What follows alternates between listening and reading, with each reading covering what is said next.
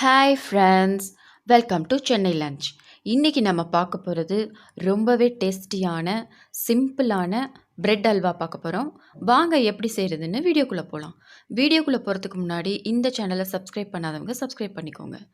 நான் ஒரு 8 slice bread எடுத்து வச்சுருக்கேன். ஓரங்களில் கட் பண்ணி எடுத்துடலாம். இந்த 2 ஓரங்கள்லாம் ரொம்ப ஹார்டாக இருக்குங்கிறதுனால இந்த 2 பக்கமும் நான் கட் பண்ணி எடுத்துக்கிறேன்.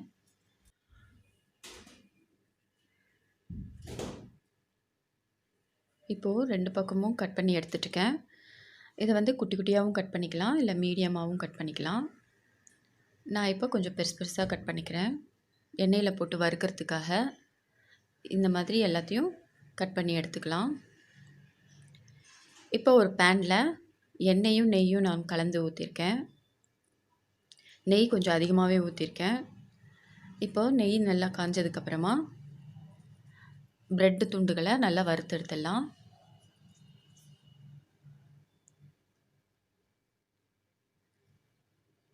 ரொம்ப கருத்துடக்கூடாது.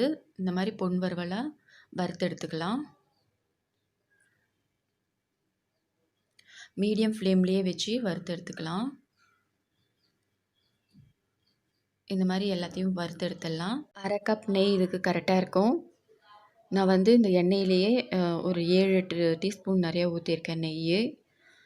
அதுக்கப்புறமா முந்திரி பருப்பு வறுக்கிறதுக்கு கொஞ்சமாக ஊற்றிக்கலாம். இப்போ ஒரு அடிகனமான பாத்திரத்தில் 1 கப் சர்க்கரை கரெக்டாக இருக்கும். 8 பிரெட் ஸ்லைஸ்க்கு. அதுக்கு 1 கப் தண்ணி ஊற்றிக்கலாம்.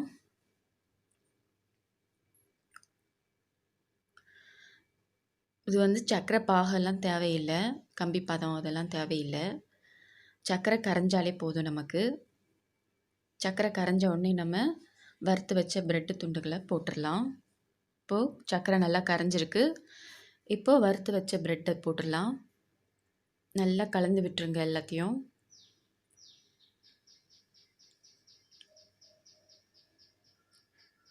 நல்லா வேகணும், நல்லா கலந்து விட்டுடலாம். இப்போ தண்ணியெல்லாம் நல்லா இழுத்துருக்குது. சர்க்கரை பாகு நல்லா இழுத்து வந்திருக்கு. இந்த டைமில் நம்ம 1 கப் பால் ஊற்றிக்கலாம்.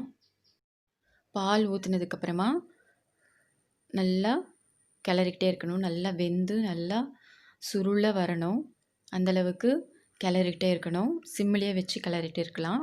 இன்னொரு பக்கம் நம்ம முந்திரி பருப்பை வறுத்து எடுத்துடலாம். இப்போது 1/4 கப் மாதிரி நெய் ஊற்றிருக்கேன். முந்திரி பருப்பு நல்லா வறுக்கணும். கோல்டன் ப்ரௌனாக வறுப்பட்டதுக்கப்புறமா அல்வாவில் கொட்டிடலாம்.